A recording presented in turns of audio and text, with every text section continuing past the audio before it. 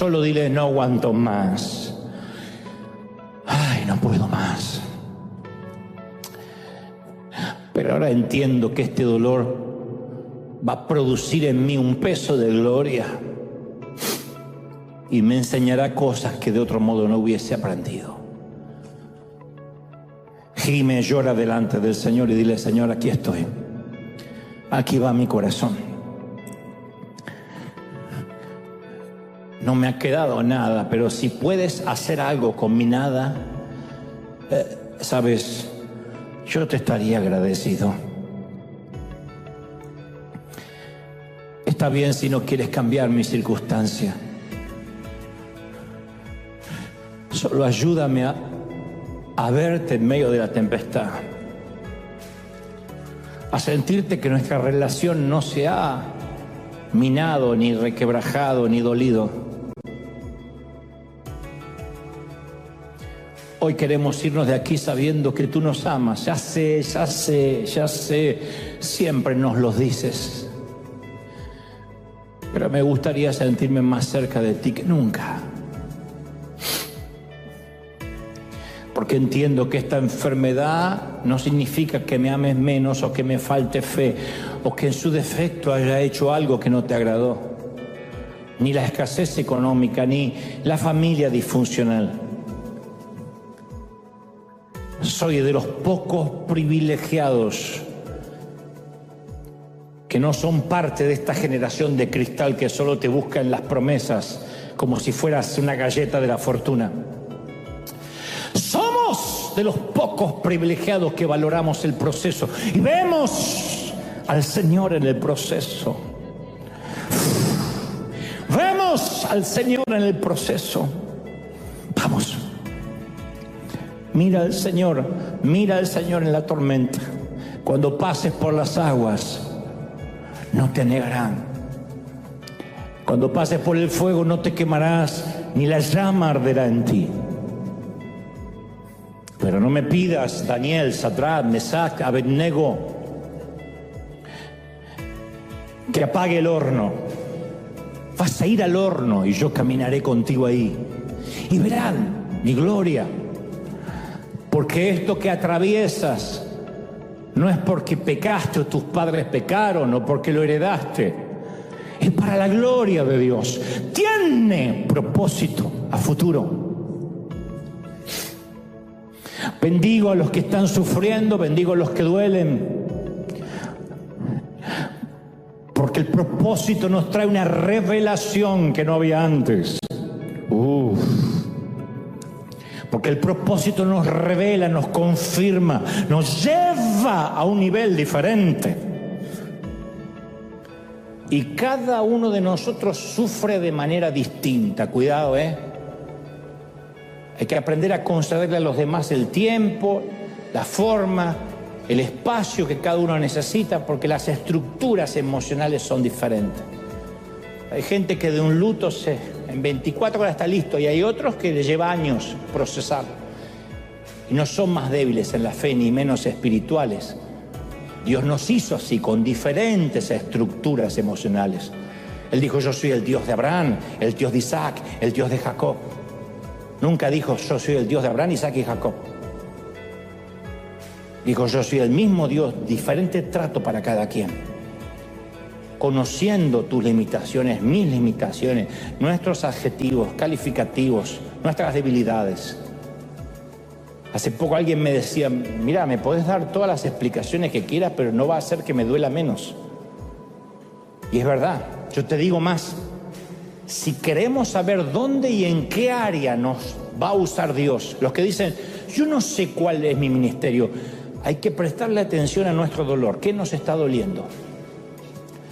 Porque eso es lo que nos da un posgrado en empatía. Solo podemos ayudar a los demás y escucharlos sin juzgarlos en los aspectos que hemos sufrido. Si no la pasamos, mejor cerrar la jeta. Si vives en tu matrimonio siempre feliz y tu esposo es Charles Ingalls, no te pongas a dar consejo a una pareja rota. Aunque digas: pero ¿cómo no? Si yo soy la más autorizada y la menos, o el menos autorizado. Porque no sabes. No le digas a una mamá, vamos, supere la muerte de su hijo, ya va a tener otro, si nunca se te murió uno. Porque vas a sonar desalmado, desalmada, torpe e imbécil. El hecho de que Jesús haya venido a la tierra donde sufrió y murió no elimina el dolor de nuestras vidas, pero sí muestra que Dios no se sentó de brazos cruzados a observarnos cómo sufrimos. Él se transformó en uno de nosotros. De hecho, todas nuestras preguntas acerca de Dios y del sufrimiento deberían filtrarse, pasarse a través del tamiz de lo que conocemos de Jesús. Ni una vez Jesús dijo, aguántate el hambre, trágate tu aflicción. Cuando su amigo Lázaro murió, lloró. Presionó la piel lacerada del leproso. Sintió las lágrimas de la mujer pecadora que lloró. Inclinó su oído al clamor de los hambrientos. Detuvo su trabajo para atender el clamor de una mamá. Él no retrocedió, no corrió, no se aisló ante el dolor. No pasó por este mundo como un personaje de Marvel. No es el Capitán América, dentro de una burbuja y predicó desde una isla desierta o libre de dolor. Él tomó de su propia medicina, jugó con nuestras reglas. Y cuando finalmente Jesús mismo se enfrentó al sufrimiento, reaccionó como todos nosotros hubiésemos reaccionado. Trató de esquivarlo, no dijo, me encanta el dolor. 3 veces preguntó si había otra manera. No había otra. Y entonces Jesús sintió esa sensación del abandono que todos sufrimos. Padre, ¿por qué me has desamparado? No está mal que nos sintamos así.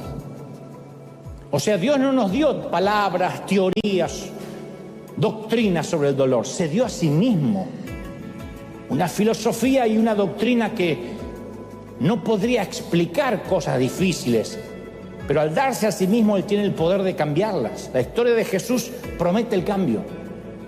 Dios no estaba observando allá arriba los hechos trágicos maquinados aquí abajo. Dios entiende perfectamente nuestro dolor.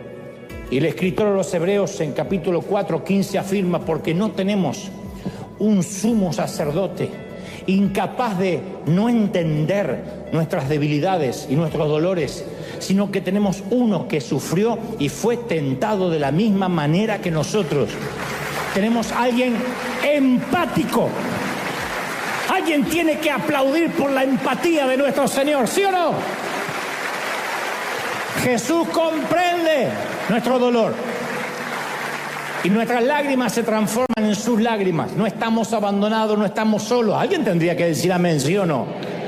No hay ni uno de nosotros que no sufra, ya sea porque tiene secretos que le avergüenzan, miedos que lo debiliten, enfermedades agobiantes.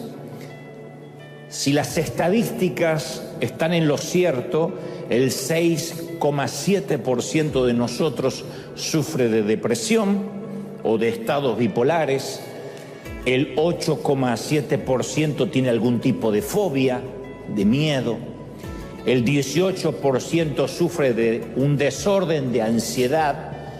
Estos retos emocionales son reales, son clínicos de hecho. Y todo empezó en el jardín del Edén con una decisión pecaminosa y las consecuencias iniciales en aquel primer día fueron el dolor de parto, el sudor para producir alimentos y la implicancia de todo eso es el dolor en todas sus fases, físico, emocional, espiritual. La buena noticia es que en el cielo es un lugar libre de dolor, pero entre aquí y allá, entre aquí y la eternidad, el dolor está garantizado, garantizado. Y ese es un viaje que en algún momento todos tenemos que hacer, si acaso no lo hemos hecho ya. Vive lo suficiente y conocerás en alguna ocasión el viaje del dolor, o en varias ocasiones. Tarde o temprano el dolor o el sufrimiento en alguna de sus formas nos va a encontrar. Y cuando llega, no tenemos que tratar de eludirlo, sino todo lo contrario. Todas las tragedias son dolorosas, independientemente de la edad cronológica. pero siempre nos van a interpelar y nos dirán cosas como: ¿y dónde está Dios? ¿Cómo Dios lo permite? De hecho, hay gente que no piensa en Dios durante años, ni se acuerda de Dios. A lo sumo va a la iglesia para una boda, para una confirmación, un bautismo. De repente, cuando se enfrentan al sufrimiento, arremeten contra Dios llenos de odio y llenos de preguntas. ¿Dónde está Dios? El Dios que a lo mejor no buscan nunca en la vida. El Dios que los estadounidenses se acordaron en el 9/11, el fatídico día en que las torres cayeron por un atentado terrorista y que todo el mundo abarrotó las iglesias. Ese Dios que recurrentemente llega a las mentes cuando las cosas se ponen feas, es el Dios que muchos suelen insultar y enojarse. ¿Dónde está Dios? Es que claro, después del dolor, la duda es un acto reflejo. Todos, cuando nos llega el dolor, inmediatamente estamos inmersos en la duda. Porque el sufrimiento, a diferencia de la bendición, el aumento de salario, el estar bien de salud, que de hecho lo solemos dar por sentado, el sufrimiento nos lleva a cuestionar nuestras creencias más básicas acerca de Dios, incluso a los que somos cristianos o decimos que lo somos. Y los ateos o los inconversos o los agnósticos preguntan: ¿existe Dios? Nosotros decimos: claro que sí. Y si existe, ¿por qué permite una cosa tan espantosa? Dios no lo podría impedir. Entonces, cuando golpea, insisto, no podemos dejar de preguntarnos qué es lo que Dios está tratando de decirnos mediante, puede ser una simple faringitis o alergia de nuestro niño, o la muerte repentina de un ser querido. Porque uno también se hace preguntas no solo entre las grandes macro tragedias. A veces una enfermedad que llega a nuestro hogar y pone a nuestro niño en cama nos hace decir: Señor, pero tú no nos cubrías, tú no nos bendecías, tú no dijiste que cuidabas nuestra salud. Y nos preguntamos: ¿hay algún mensaje específico para nosotros o encriptado? Un mensaje que no logro descifrar. Entonces, yo no creo que Dios necesariamente esté tratándonos de decir algo específico cuando algo nos duele. Porque el dolor y el sufrimiento son parte integrante de nuestro planeta, y los cristianos nunca Dios nos prometió que estaríamos exentos. La vida va a doler. Cuanto más rápido lo asumas, mejor, menos frustración. La vida duele. La vida va a doler. Cuanto más rápido sepamos esto no significa ser unos masoquistas. La vida duele. No, pues te vas a resfriar, puedes estar expuesto a alguna enfermedad. Es más, hay otra historia similar en los evangelios. En Juan 9, los muchachos, los discípulos, señalan a un hombre ciego de nacimiento y le preguntan: ¿quién pecó, este o sus padres? Otra vez buscando quién es el culpable. ¿Por qué merece estar ciego este tipo? Y Jesús responde sin vuelta: ni este ni sus padres pecaron necesariamente. Claro, los discípulos querían, como nosotros, mirar al pasado, encontrar la razón. Es maravilloso cuando uno encuentra la razón afuera y en el pasado mejor. Si está muerto, mejor. Me dijo el psicólogo que yo no tengo mal carácter. Heredé la sangre de mamá. ¿Qué está la muerta andando por adentro? No, no es así. Uno quiere buscar culpables para decir: yo no tengo mal carácter, lo que pasa es que lo heredé. No soy alcohólico, lo que pasa es que mi abuelo tomaba mucho. Bueno, esto pasa igual. Y Jesús redirecciona la atención, apunta hacia el futuro en cuanto al ciego y responde con otra pregunta. Dice: ¿con qué propósito es ciego? Les está diciendo: no. Él tiene un propósito para ser ciego, no es un tema de pecado. Y esto es un claro resumen sobre lo que significa el problema del dolor. No se pierdan. Mirar en retrospectiva en búsqueda de la causa o del motivo, no nos va a brindar una respuesta que nos calme la ansiedad o el dolor. Porque uno dice, bueno, yo voy a tener cáncer porque mi papá se murió de cáncer. Yo voy a tener diabetes porque toda mi familia era un terrón de azúcar. Lo enterramos al tío y se llenó de hormigas al minuto. Eso no nos va a calmar. Pero Jesús dice, no busquen atrás. Plantea la esperanza del futuro, que incluso el sufrimiento puede ser redimido, transformado. Él dijo, este es ciego para la gloria de Dios. O sea, es la esencia de la promesa de Romanos 8:28. Y sabemos que los que aman a Dios, todas las cosas, todas, no algunas, todas, les ayudan para bien. Esto es, los que conforme a su propósito son llamados. ¿Me siguen?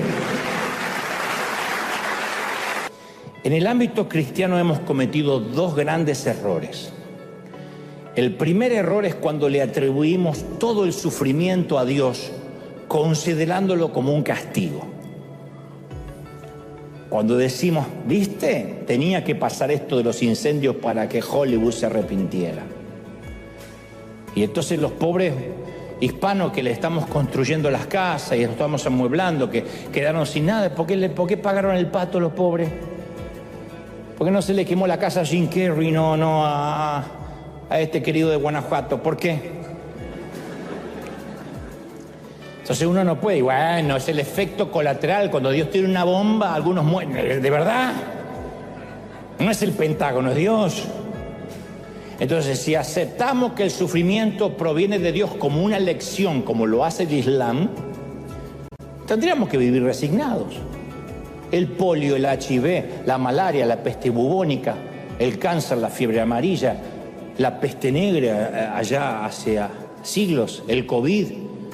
¿Por qué lucharíamos contra ellos si son agentes que Dios nos envía para darnos una lección? ¿Por qué molestarnos en vacunarnos o en ir al médico? No vaya al médico.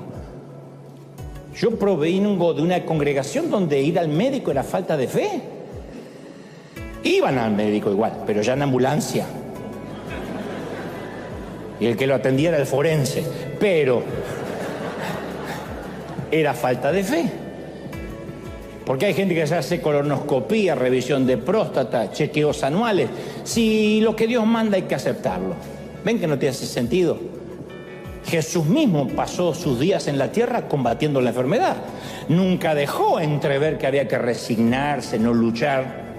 Los cristianos, más que nadie, tenemos el derecho y la obligación de luchar contra el sufrimiento humano. El que crea lo contrario debe releer el buen samaritano. Tenemos que ayudar, tenemos que bendecir, sanar las heridas. Ese es el primer error, creer que las cosas vienen porque Dios las mandó. Segundo error, consiste justamente en lo opuesto, está en las antípodas. Suponer que una vida con Dios no incluye el sufrimiento. Eso es lo peor, la más popular, la creencia más popular. Ahí es cuando algunos sienten que Dios les falló en el contrato. Cuando sienten que ese contrato unilateral, porque Dios no lo firmó, en todo caso fue una declaración del apóstol, del pastor y que lo creíste, pero Dios no lo dijo. Algunos creen que ese contrato fue quebrantado. Entonces nos encontramos con gente que escribe, de hecho, en las redes y dice, yo no entiendo, nunca dejé de diezmar, nunca me dejé de congregar y ahora me pasa esto, mi hija se va de casa, quedó embarazada siendo soltera y el novio no se quiere hacer cargo, cuando yo jamás dejé de servir a Dios. Entonces la mayoría creemos que tenemos un contrato contractual con Dios. Yo prometo ser una persona decente, buena, sembrar, ofrendar y a cambio Dios va a salvar a mi hijo, va a sanar a mi esposa y cuidará de mi trabajo y tendrá a mi suegra sin papeles del otro lado de la frontera. O deportada en el mejor de los casos. Señor Trump, quisiera denunciar a alguien.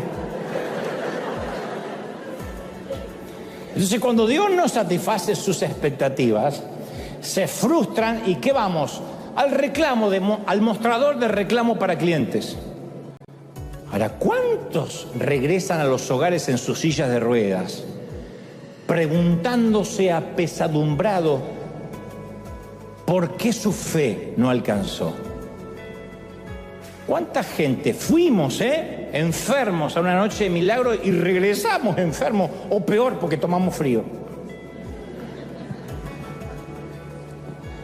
Y uno dice, Dios me ama menos, me está faltando fe. Y vienen las cargas de culpa. Y sí, es que no proclamaste, que no decretaste, hiciste un pacto. ¿Cuánto diezmaste?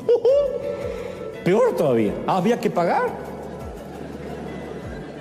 Y nos olvidamos que todos tenemos ojos que eventualmente necesitan lentes. Y eso de alguna forma es una enfermedad progresiva. Huesos que se pueden fracturar y a medida que pasan los años se fractura más fácil. Dientes que reemplazar. O algunos quedan sin reemplazo y ahí está la cueva de Adulán. Próstatas que se agrandan. Menopausia que no perdona hayas tenido la vida que hayas tenido. Porque ¿qué es la vejez? La suma de un cuerpo que se va deteriorando, producto de la caída en el huerto. ¿Pero por qué tiene una enfermedad senil? ¿Pero por qué tiene Alzheimer? Yo me pregunté, ¿por qué mi mamá tiene que morirse con Alzheimer? Porque si no es la mente, se va a deteriorar otra cosa. Vamos, desde el día que nacemos, empezamos a morir. No nos podemos olvidar esto. Tenemos la eternidad del otro lado del sol, pero aquí la vida, dijo Pablo, es una leve tribulación momentánea. ¿Me siguen? Yo sabía que no iba a haber muchos amén, pero no quiero que se suiciden en masa, quiero que me sigan. Los cristianos también nos enfermamos y también envejecemos.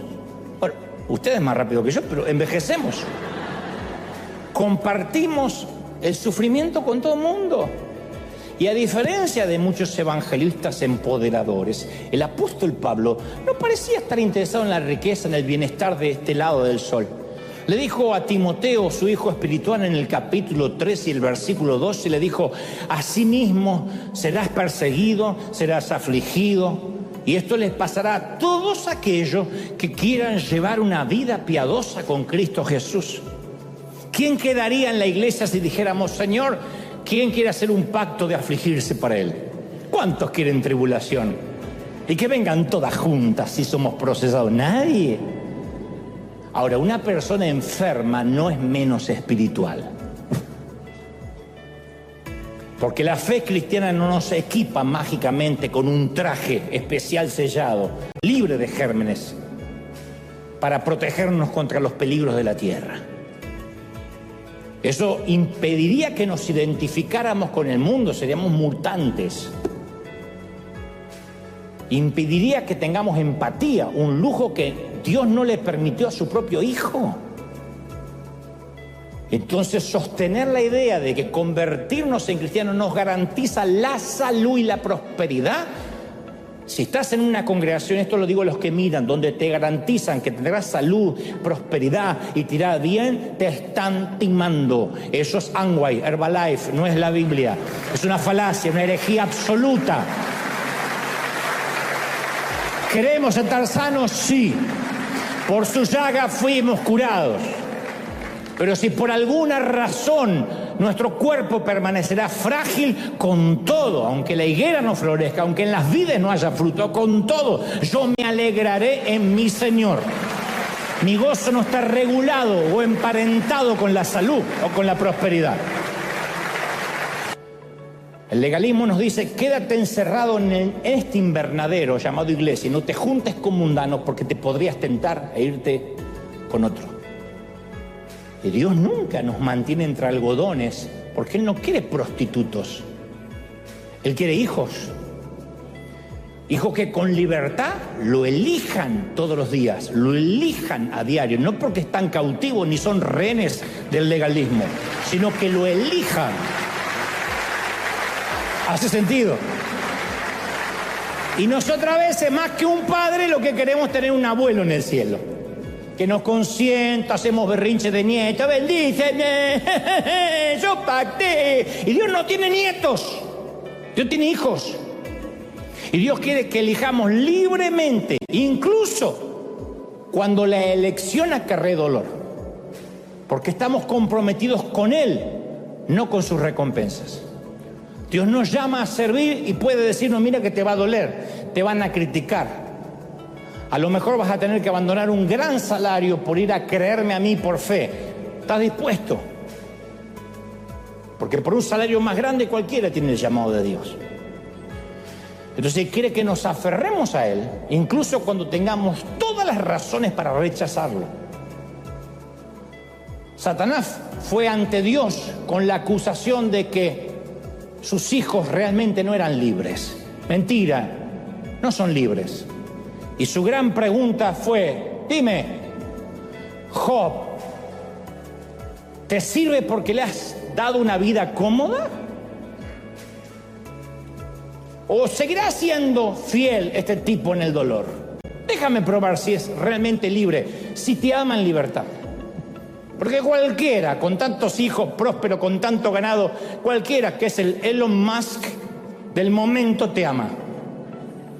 Deja que lo dejes sin nada y veamos si te elige. Mis queridos, sin el dolor nos volveríamos a lastimar una y otra vez. El dolor es un gran profesor de teología, es el mejor seminario. Muéstrame a un predicador que ha pasado por dolor y te mostraré a alguien que no habla de un escritorio, de empoderamientos baratos, sino que te habla de un hombre, desde el lugar del proceso. Y por alguna razón dice, este tipo tiene razón, esta mujer tiene razón, porque se nota que ha vivido. El dolor es el mejor entrenador en cualquiera de las disciplinas.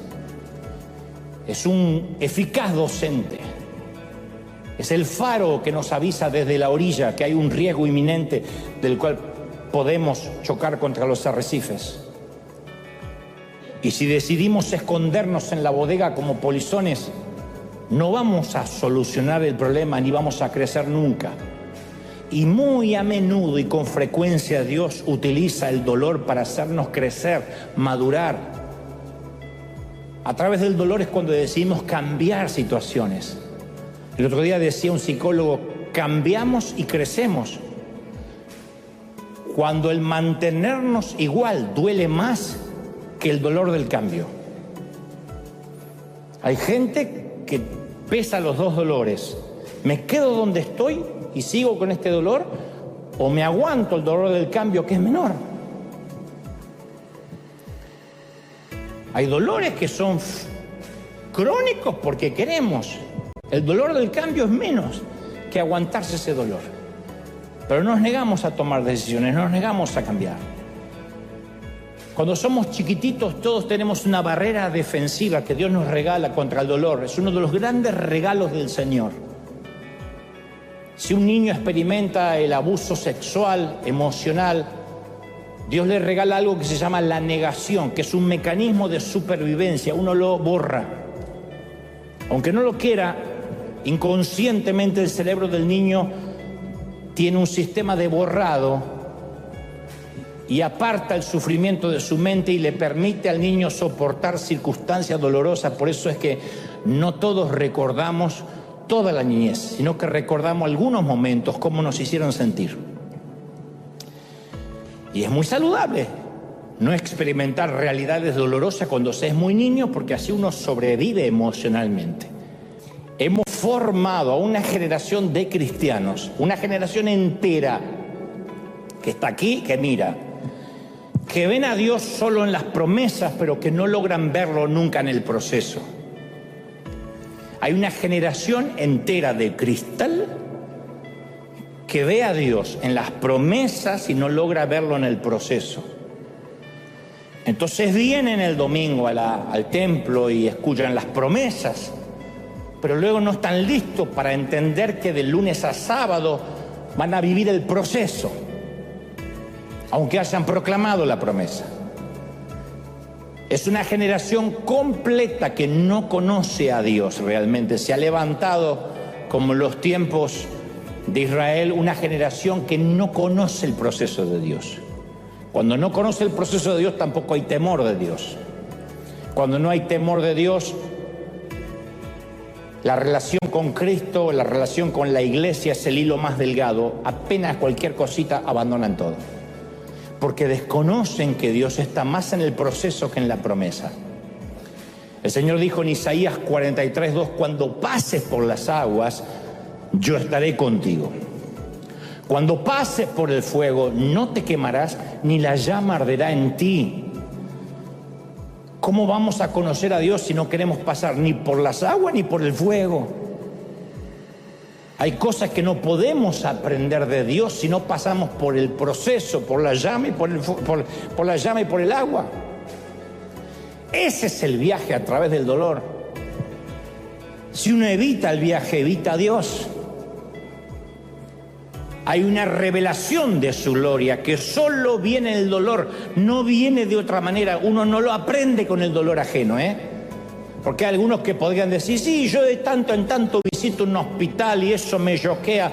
Uno no aprende con el dolor ajeno lo que aprende con el dolor propio. Dios dice que Él es nuestro pronto auxilio en la tribulación.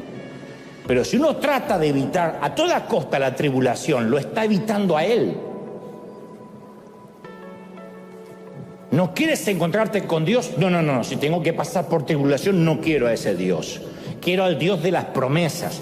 Entonces, insisto, queremos al Dios del multinivel, al genio de la lámpara, no al que nos sostiene en los momentos difíciles. Uno de los nombres de Dios es Jehová Shama, que significa el Señor que está ahí. O sea, estoy presente en tus problemas. Me revelo en tu crisis. Y esa falsa teología de que Dios nos evita las crisis, esos mensajes de empoderamiento baratos, que lo que hacen es producir una generación de cristal que no es resiliente, que no aguanta, que no soporta. Esas falacias hacen que quienes atraviesen el dolor, cuando les toque atravesar, además cargan con la culpa. ¿Qué hice? Ahora quiero ir a la frase recurrente, pero es que este dolor es injusto, Dante. Es injusto. ¿Y qué dolor es justo? Si yo pienso que un dolor es justo, ahí volvemos a las teorías de las conspiraciones.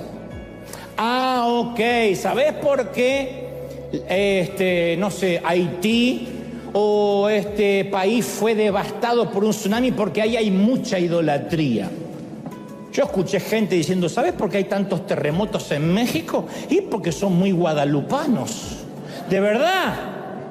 Porque adoran a los muertos. Eso es tratar de decir el dolor es justo para ellos y es injusto para mí.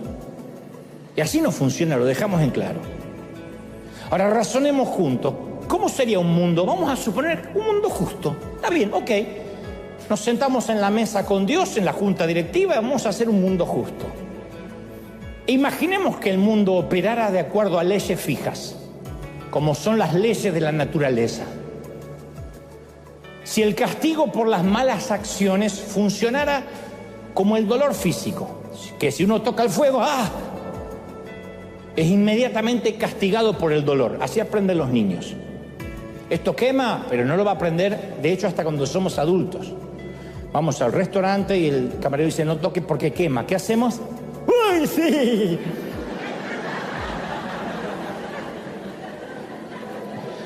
Imaginemos un mundo justo, que castigue el pecado de manera rápida e instantánea y acertada. Extiende la mano para robar y recibes una descarga eléctrica. Tratas de tener sexo promiscuo, ¡pum!, te quedas impotente o se te cae algo.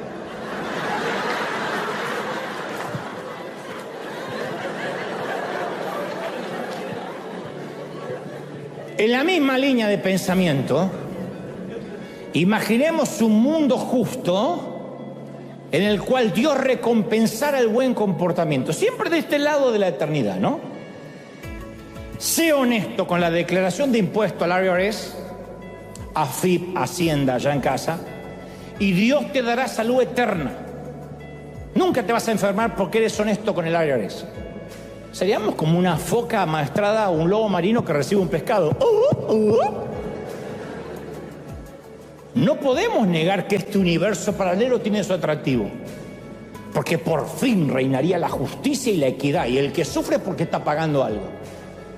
Pero hay un gran problema con este mundo tan ordenado y porque Dios no lo permite.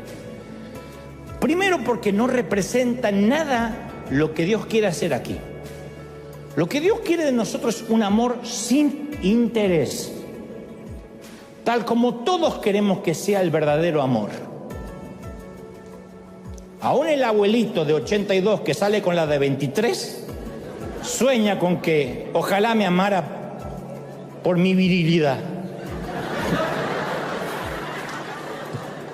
Pero me temo que es por la billetera. Si todos queremos amor incondicional y verdadero. Si este amor funcionara por reglas fijas y justas, de acuerdo a reglas fijas y justas, no habría libertad real. Y lo que es peor, no habría amor real. Actuaríamos correctamente a causa de la recompensa inmediata. Y entonces cada acto de bondad que hacemos para Dios estaría lleno de motivos egoístas. Voy a bendecir a los chicos de África porque Dios sí o sí mañana en el banco me deposita 10 veces más. Amaríamos a Dios debido a una necesidad programada. Que ese es el grave concepto de la iglesia del multinivel o el evangelio de la prosperidad. Siembro, diezmo, pacto, amo, doy y sirvo porque me conviene, porque Dios me va a dar. Y si no me resulta en un par de meses, me voy de la iglesia frustrado. Entonces Dios está retratado en la palabra como alguien que corteja a la novia. Jesús es alguien que corteja a la novia y quiere su amor incondicional. Si el mundo estuviera construido de manera que cada pecado le corresponde un castigo y cada buena acción le corresponde una recompensa inmediata, la comparación con el esposo no tendría sentido, ni con el novio. Si nosotros amamos a Dios porque solo nos da, ¿qué saco yo de esto? La analogía no sería un novio, la analogía en esta relación sería la de una mujer mantenida, consentida, sobornada y escondida en una habitación para que su amante esté seguro de su fidelidad. No te muevas de aquí porque te doy todo. Eso sería prostitución legal o prostitución glorificada. Justamente eso es lo que es el legalismo. Tenemos que convenir, cuando nos preguntan ¿y por qué Dios permite esto? Tenemos que convenir que vivimos en un mundo caído, ya. Y no podemos en un mundo caído obviar el sentido común. Todos confiamos en que Dios nos protege, pero todos nos ponemos el cinturón de seguridad, ¿o no? Bueno, hay algún demente que no, pero la mayoría se lo pone. Todos confiamos en que Dios protege nuestro hogar, pero la mayoría cierra la puerta con llave. ¿Por qué? Porque vivimos en un mundo caído. ¿Quién dice, deja la puerta abierta, deja que los niños retosen en el parque y nadie los cuide? ¿Quién los va a secuestrar? Si Dios los protege, nadie hace esa locura. Nadie jamás haría algo en contra de las leyes naturales de un mundo caído. A veces nos hacemos preguntas tales como, a ver, lo que yo no entiendo es, entiendo que vivimos en un mundo caído, pero soy cristiano y no entiendo que si había 2.000 autos que conducían por la ruta, por el freeway, decimos acá, bajo la lluvia, ¿por qué el auto de mi hijo era el que tenía que derrapar por la banquina y costarle la vida? Si había otros 2.000 autos, ¿cómo funciona esa suerte de lotería? A ver, este es un problema coronario que enferma, me dijo el doctor, a una persona entre 100. ¿Por qué justo le tocó a mi esposo? Si yo hago las cosas bien para Dios y de hecho le sirvo. ¿Por qué mi papá tenía que estar entre las víctimas del COVID cuando sobrevivió tanta gente al virus? Y acá, insisto, como te decía, lo que impera es el sentido común. En primer lugar, a lo mejor digo, una persona que va a mucha velocidad por rutas resbaladizas con la lluvia, coquetea con el peligro de una tragedia, tenga Cristo o no tenga Cristo. Una persona que vive ingiriendo comida poco saludable, en su mayoría chatarra, nunca hace ejercicio, no camina, expone su cuerpo a riesgos de salud, como el colesterol o las arterias tapadas, tenga Cristo o no tenga Cristo. Nosotros somos los que cuidamos este templo o no lo cuidamos, o comemos como si fuera la última cena. Y después decimos, ¿por qué el Señor? ¿Qué tiene que ver el Señor? Era este que no cerraba la jeta, que comía. Alguien expuesto al contagio puede contraer un virus, porque es un mundo caído. Entonces, la mayoría de nosotros durante la pandemia no usamos el tapabocas. ¿Y cuántos de nosotros nos agarró el virus más de una vez? A mí me agarró por lo menos 2 o 3 veces.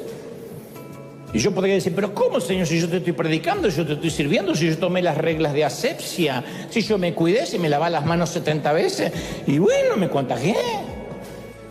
Yo fui criado en una congregación que se creía que si un cristiano consagrado atravesaba una enfermedad, una crisis financiera, ni te digo un divorcio, o un problema con los hijos, significaba que había un pecado oculto que tenía que confesar, alguna virgencita que tenía en un cajón. Íbamos a la casa y le hacíamos una redada. ¿En serio? A ver, ¿qué hay? ¿Qué es esto? Ay, no, es una virgencita, pero yo ya no la adoro. Esta es la causa de la enfermedad. Y ya la tiramos. Después íbamos al cuarto de los niños y veíamos que tenía un póster de Spider-Man o de aquel entonces, quién sabe cuál era el superhéroe. ¿Qué es esto? Esto es idolatría, hermana. Por esta idolatría usted le agarró el cáncer y arrancamos el póster. ¡Una locura! El Ku Klux Klan éramos. Porque si no se arrepentía de nada, le quemábamos la casa.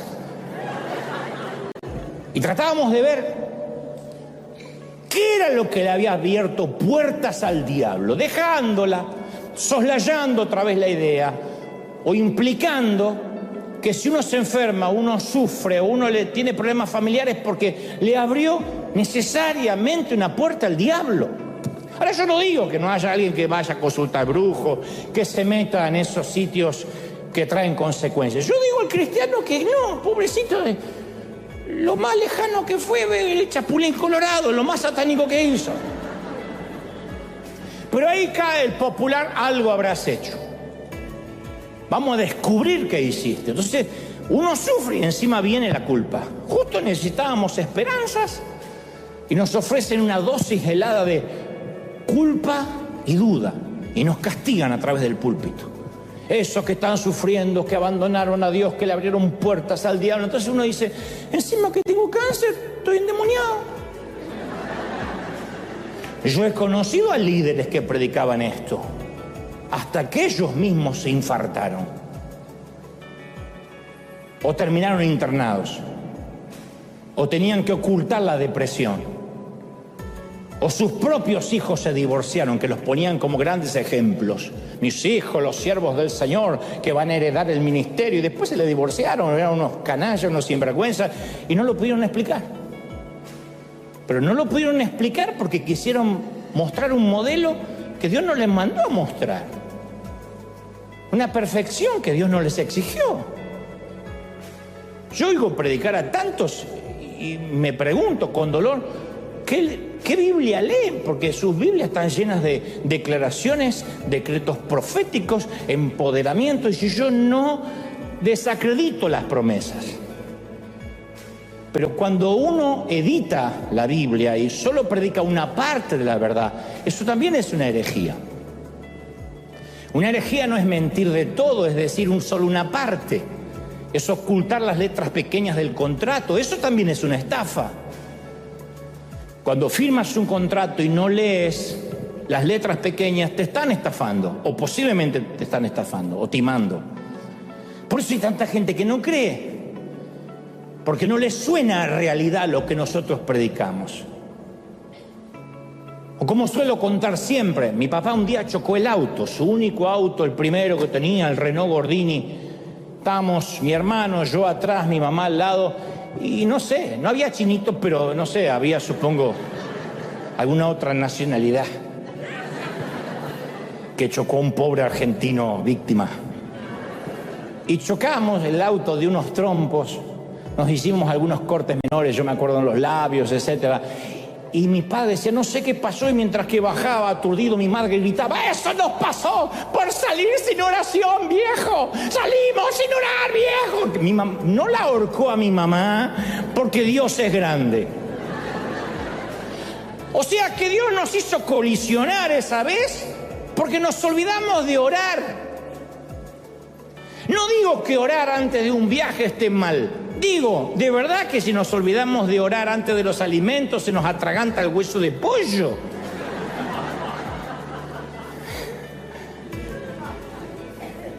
Y ahí es cuando Jesús pasa de ser Dios a ser un amuleto de la suerte. Como hacen los jugadores de fútbol, que algunos hacen así, otros agarran el mismo calzón que no se cambian hace 4 mundiales, y el otro agarra la Biblia, lo mismo. Entonces uno tiene que entender que es ridículo, a partir de Jesús, que alguien predique debe estar sufriendo a raíz de un pecado que cometió, porque Jesús no pecó y sintió dolor. Entonces nunca nos prometió, sino sí reclamaríamos, con la jurisprudencia le reclamaríamos a Dios. Nunca Dios nos prometió que los tornados iban a dejar de pie nuestra casa y iba a arrasar todo en el camino y nuestra casa no se iba a tocar. Iba a arrasar la casa de los vecinos paganos menos la nuestra. Nunca nos prometió que los microbios de los virus abandonarían los cuerpos cristianos. Nunca.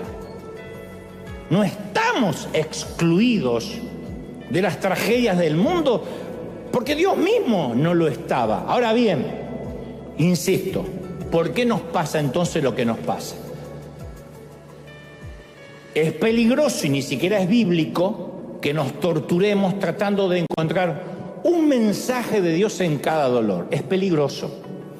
¿Por qué Dios hizo que mi papá se enfermara o mi mamá se enfermara? Es peligroso tratar de buscar un mensaje divino, un rema en eso. El mensaje podría ser sencillamente que vivimos en un mundo con leyes establecidas como todos los demás.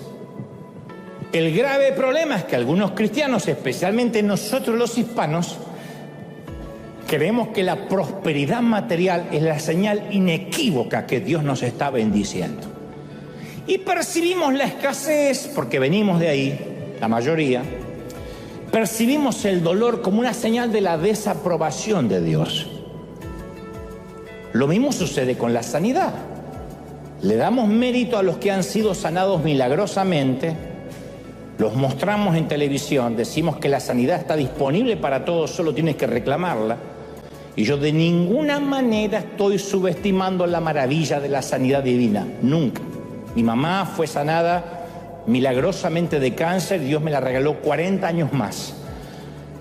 Pero el énfasis moderno de la sanidad milagrosa tiene el efecto secundario colateral de hacer que aquellos que no son sanados se sientan como si Dios los pasó por alto o no los amara tanto como el que sí fue sanado. ¿Me sigue, sí o no? En una noche de milagros, el que tira las muletas se lleva todos los aplausos. El dolor es un lenguaje que no podemos dejar de oír ni lo ignoramos. Podemos dejar la Biblia en la mesa de luz semanas sin tocarla porque Netflix ocupó ese lugar. Podemos ignorar los deseos, los sueños, las puertas abiertas, las sutiles invitaciones de Dios y podemos ignorar hasta el sermón del domingo. Salir de acá y olvidarse. Pero el dolor, el sufrimiento no lo podemos ignorar. Es el lenguaje más difícil de discernir, pero es un lenguaje de amor del Señor. De manera que no podemos fingir que el dolor no existe. Está bien que no estemos bien. Hay momentos en la vida que está bien que no estemos bien. Está bien que una embarazada los últimos meses no pueda ni dormir y se tenga que poner de costado con 8 almohadones. Está bien, porque si no, no es normal. Está bien que la embarazada se le hincen los pies así y se llene de agua. Está bien no estar bien, porque eso es parir. Y admitir el dolor es el primer paso en el proceso de sanar. Cuando nos damos permiso para llorar, permiso que la iglesia nos negó por años, permiso para procesar el dolor. Cuando no nos damos permiso, la herida va a permanecer abierta. Es tapar con un apósito una herida infectada. Entonces llorar, dolerse, llorar con los que lloran, es parte del proceso de sanación. Es un antiséptico emocional que limpia la herida.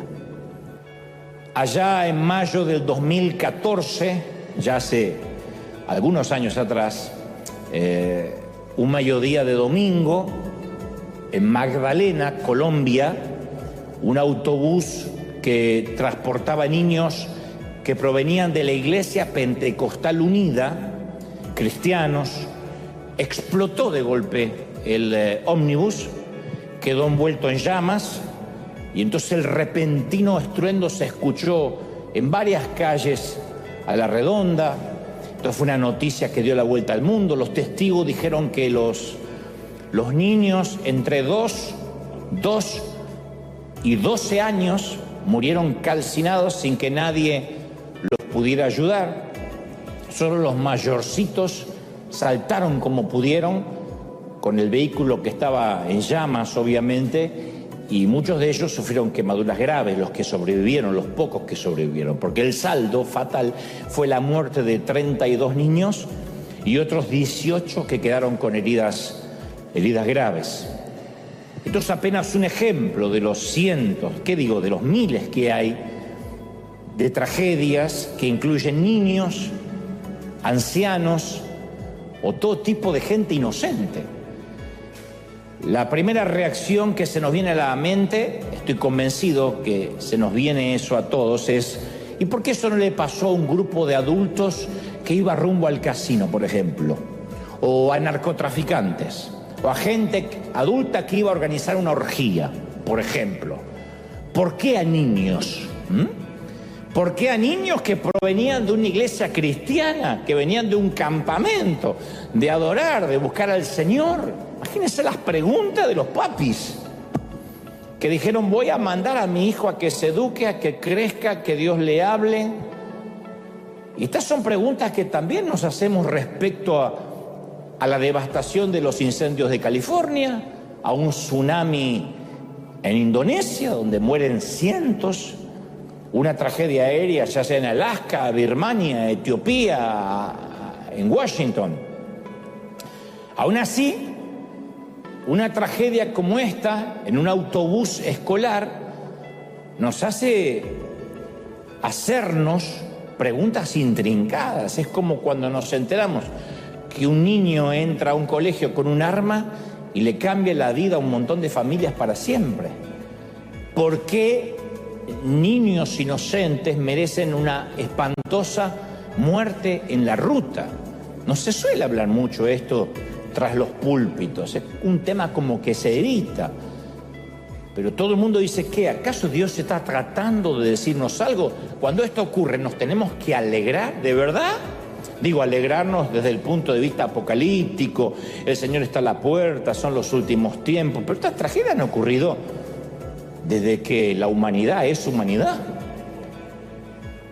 ¿Qué es lo que está tratándonos de decir Dios? Es una advertencia a los padres de esos chicos, a los amigos. ¿Será que Dios baja? Vamos a razonar un poco de manera hereje.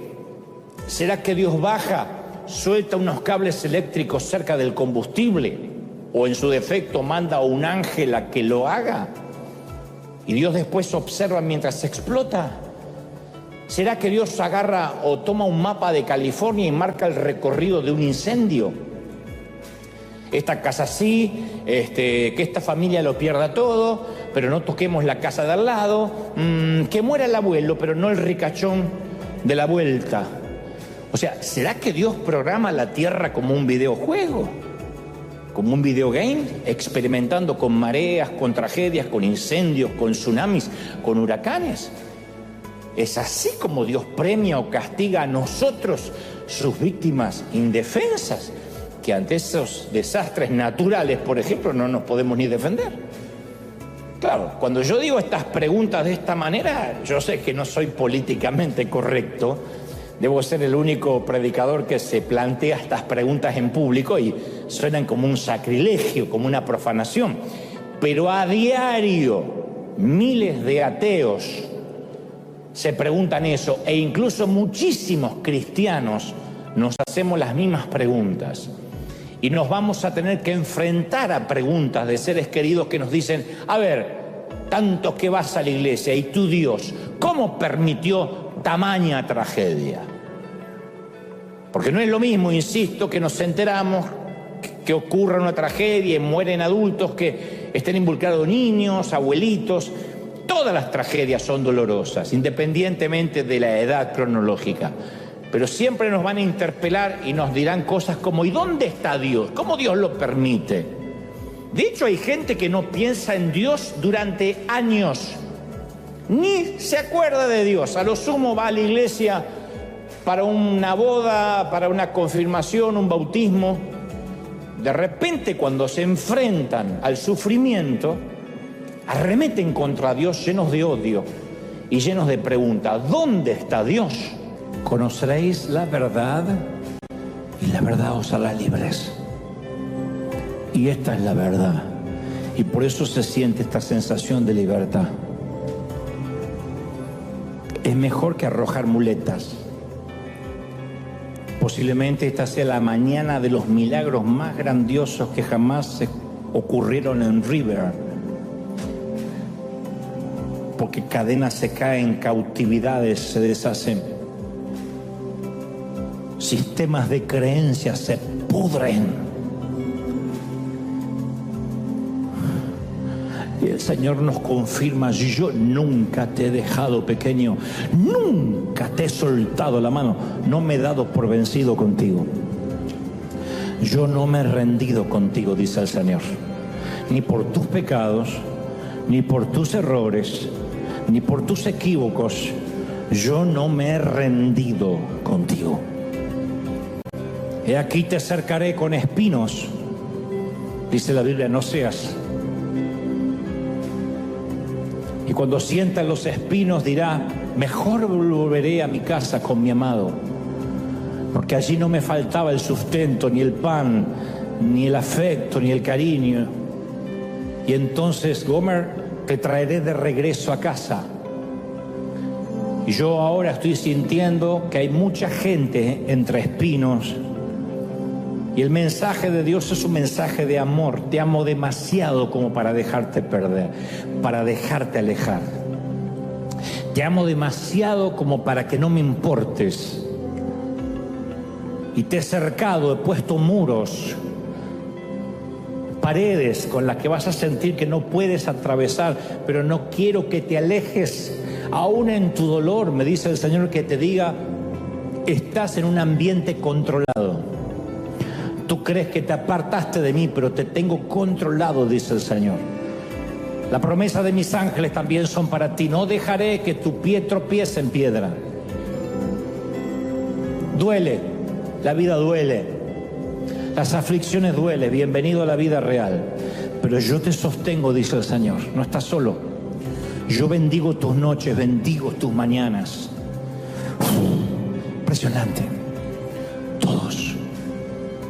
Presencia del Espíritu sopla. Más. ¡Wow! Todos.